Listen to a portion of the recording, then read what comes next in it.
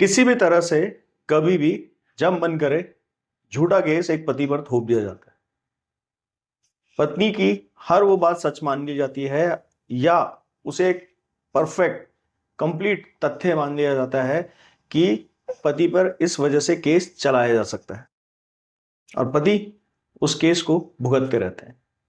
तो क्या अगर कोई झूठा केस एफआईआर के बेस पे किसी भी व्यक्ति के ऊपर लगाया जाए और उस झूठे केस की वजह से उस व्यक्ति पर क्या केस चलाया जाना जायज है?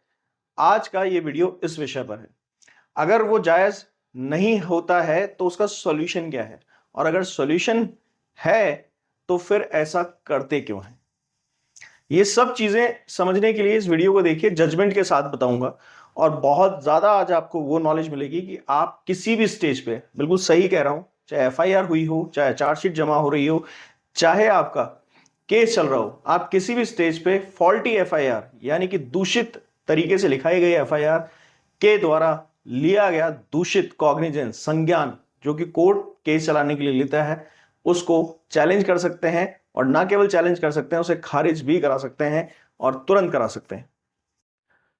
इसीलिए दोस्तों मैं आपको एजुकेटेड करने के लिए कुछ कोर्सेज भी चलाता हूं। उसका फायदा यह होता है कि आप अपने केसेस के अंदर उन कोर्सेज से बेहतरीन सॉल्यूशन निकाल पाते हैं। ऐसा क्या होता है इन कोर्सेज के अंदर? देखिए, आप बहुत सारी नॉलेज इधर उधर वीडियोस में इकट्ठी करते फिर रहे हैं, बहुत सारी वीडियोस देखते हैं, बहुत कंटेंट पढ़ते हैं, तब जाके बहुत मेहनत करने पर एक काम का कंटेंट जो आपके केस से रिलेट कर सके मिलता है।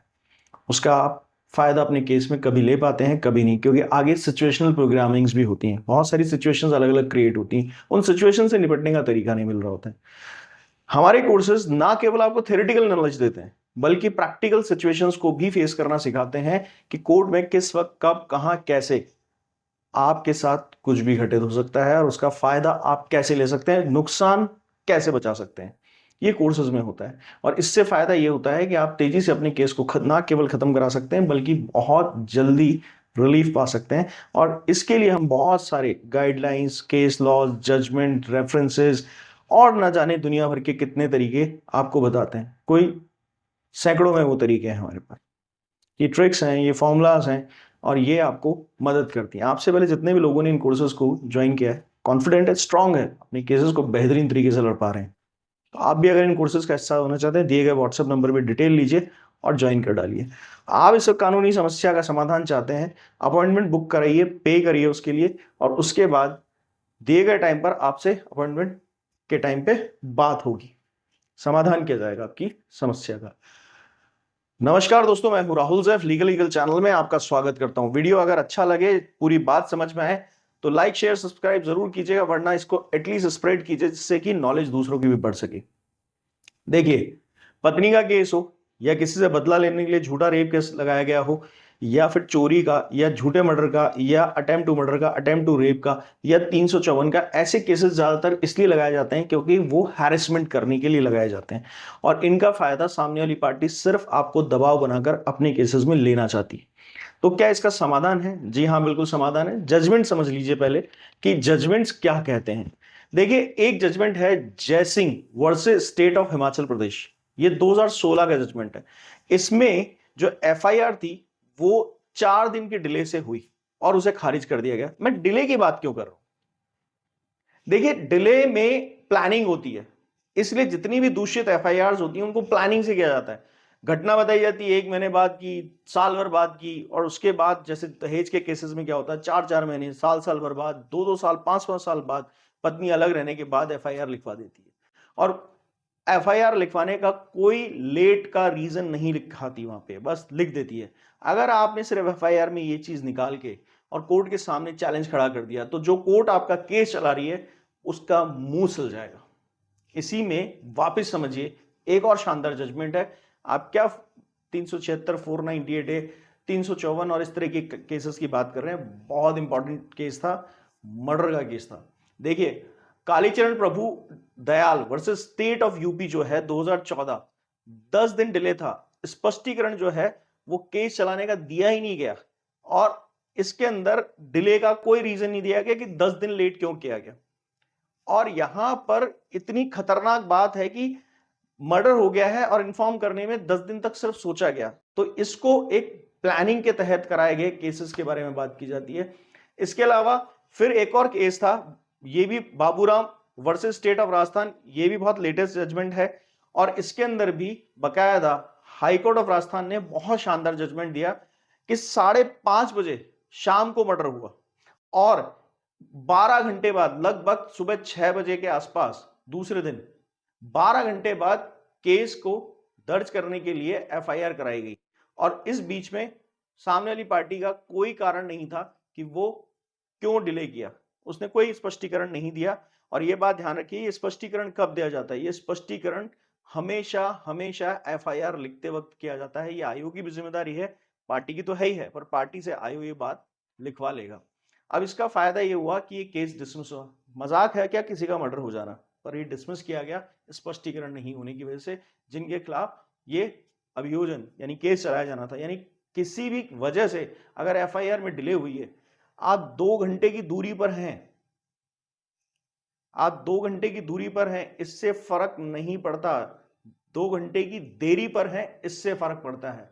अगर आपके घर से थाना 15 मिनट की देरी पे है और आपका कोई जानने वाला आपके साथ कोई हीनियस क्राइम कर रहा है, कॉग्निजेबल ऑफेंस कर रहा है, जिसमें गैर जमानती अपराध शामिल हो जाता है, जिसमें जमानत नहीं हो सकती है, और उसके बावजूद आप इन्फॉर्म करने के लिए प्लान बना रहे हैं, आप इन्फॉर्म करने के बारे में सोच रहे हैं, आप इन्फॉर्म करने के बारे में कारण नहीं दे रहे कि आप लेट क्यों कर रहे हैं, इसको प्लानिंग के तहत किया गया केस माना जाता है और ऐसे केसेस हमेशा डिसमिस होते हैं। आप महीनों की, सालों की बात भूल जाइए, घंटों का हिसाब लिया जाता है। आपके घर से थाना कितना दूर था जी साहब? 20 मिनट की दूरी पे। अगर 4 किलोमीटर 5 किलोमीटर माना जाता है तो 15-20 मिनट में आप उसे तय कर सकते हैं।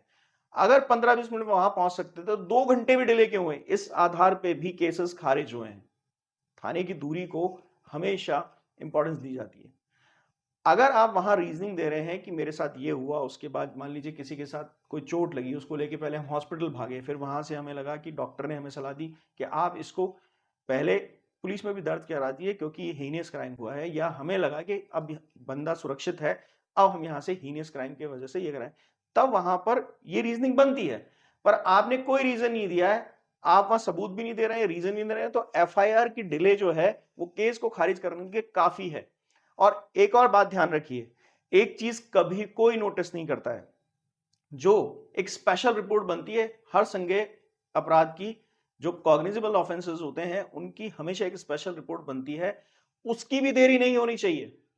जैसे कई बार 3-3 दिन, 4-4 दिन, हफ्ता-हफ्ता, 10-10 दिन, 20-20 दिन, महीना-महीना भर बाद मजिस्ट्रेट साहब को ऐसे कॉग्निजेबल ऑफेंसेस की रिपोर्ट पेश की जाती है, यानी कि एफआईआर दर्ज हो गई और उसके बाद 2 दिन बाद, 4 दिन बाद दी जा रही है। जी नहीं, 24 घंटे से पहले पहले, खत्म होने से पहले पहले मजिस्ट्रेट को रिपोर्ट होना चाहिए कि हमने एक संज्ञेय अपराध जो थाने में है उसके खिलाफ एक एफआईआर दर्ज कर ली है, और तुरंत मजिस्ट्रेट साहब को इन्फॉर्म कर देना चाहिए। इस पे बड़े बड़े केस जीते गए हैं विशेष रिपोर्ट पे।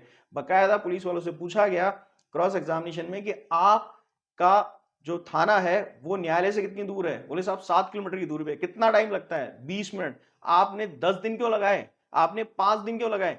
यानी कि 20 मिनट के अंदर अंदर कोई भी आदमी, भाई एक जना रिपोर्ट लिख चुका है तो उसके बाद कितनी देर लगती है वहां ले जाने में? किस वक्त रिपोर्ट लिखी जा रही है, यानी एफआईआर आपकी कब लिखी जा रही है, उसका फिक्स टाइम होना चाहिए। इतने घंटे इतने मिनट पे, 12:45, 12:48 है तो वो लिखा जाना चाहिए।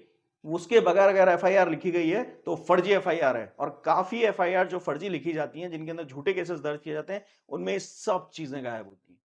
अगर आज आप इस वीडियो को देख रहे हैं, किसी भी स्टेज पे हो आप, आपके पास कोई सबूत नहीं हो अपने झूठे केस के अंदर, ये काफी है आपके केस को जिताने के लिए और खारिज कराने के लिए।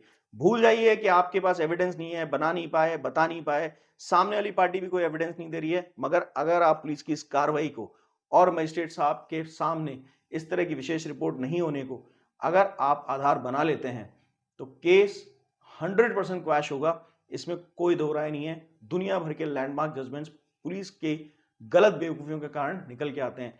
ऐसे ही फर्जी केसेस को बनाने में कई वकील साहब भी मदद तो कर देते हैं, पर ये चीजें कवर नहीं करते हैं, और ये जब चीजें कवर नहीं होती हैं तो ये रीजनिंग आपके केस को खत्म करने के लिए काफी है। कोई सा भी केस चल रहा हो, अगर वो कॉग्निजेबल ऑफेंस है जिसमें नॉन बेलेबल ऑफेंस आपके खिलाफ बना हुआ है, तो आसानी से बाहर आ जाएंगे, क्योंकि यहां पर सिर्फ रेस्पोंडेंट को फायदा मिलता है, पिटिशनर को कोई बेनिफिट नहीं मिलता। ये तय है इन चीजों के खिलाफ। अगर आपको ये वीडियो अच्छा लगा तो फिर दोबारा कहता हूं, ज्यादा से ज्यादा लोगों को फैला दीजिए। लाइक शेयर सब्सक्राइब का इतना मोह नहीं है जितना ज्यादा से ज्यादा लोगों को इन्फॉर्म्ड रहे ये। Thank you.